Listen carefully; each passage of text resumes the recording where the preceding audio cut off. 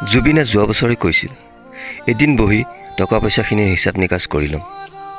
ব্যৱসায়ী বন্ধু বংকিম মেধিক কাৰ টকাৰ হিচাপ নিকাচ কৰাৰ কথা কৈছিল জুবিন গাৰ্গে। বন্ধু বান্ধৱীসকল নমস্কাৰ। জুবিনৰ যে টকা পইচাৰ প্ৰতি মোহ নাছিল সেই কথা আমি অনুমান কৰিছিলোঁ, কিন্তু আজিৰ এই ভিডিঅ'ত প্ৰমাণ পাব। জুবিনৰ মোহ আছিল একমাত্ৰ সৃষ্টিৰ প্ৰতি, জীৱ জন্তুৰ প্ৰতি, মানুহৰ প্ৰতি, গছ গছনিৰ প্ৰতি। টকাৰ প্ৰতি তেওঁ একেবাৰে লোভ নাছিল এই মহান শিল্পীগৰাকীৰ। নিজৰে উপাৰ্জিত টকা পইচা কোনে কেনেকৈ খৰচ কৰিছে, ক'ত কিমান ইনভেষ্ট কৰিছে, কোনো ধৰণৰ হিচাপ নাৰাখে তেওঁ। সকলোবোৰ আনৰ ওপৰত এৰি দিছিল। বৰ সহজ সৰল আছিল জুবিন, কিন্তু লগত থকাবোৰে তেওঁৰ টকা পইচাবোৰত ভালদৰে চকু দিছিল, যেন সেইবোৰ তেওঁলোকৰ নিজৰহে টকা। ব্যৱসায়িকভাৱে জুবিনক প্ৰাপ্যখিনি মই দিবলৈ সাজু। চিনেমাখন চলি যোৱাৰ পাছতেই মই পুনৰ গৰিমাৰ সৈতে এই সম্পৰ্কে কথা পাতিম, এইবুলি কৈছিল বংকিম ৰায় মেধিয়ে। বৃহস্পতিবাৰে CIDয়ে ভাষ্য গ্ৰহণ কৰে ব্যৱসায়ী বংকিম ৰায় মেধিৰ।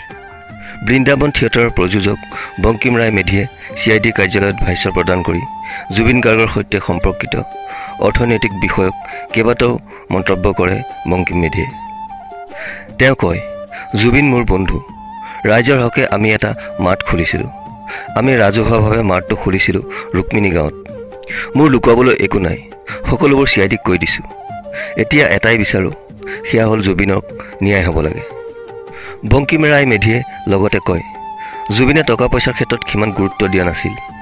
টকা পইচাবিলাক ক'ত খৰচ হৈছে, ক'ৰ পৰা আহিছে, একো হিচাপ ৰখা নাছিল। কথাবোৰ বহুতে আহি আমাক কয়।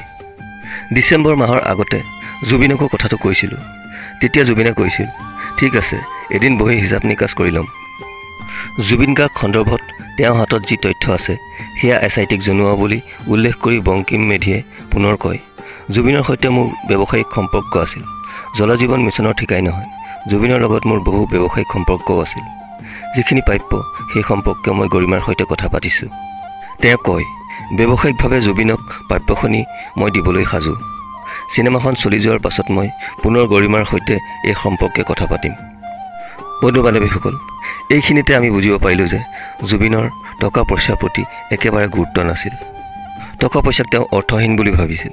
সেয়েহে আজি তেওঁ মানুহৰ মাজত, মানুহৰ মনত, জাতি ধৰ্ম নিৰ্বিশেষে সকলোৰে মনত সোমাই আছিল জুবিন, আৰু আজীৱন থাকিব।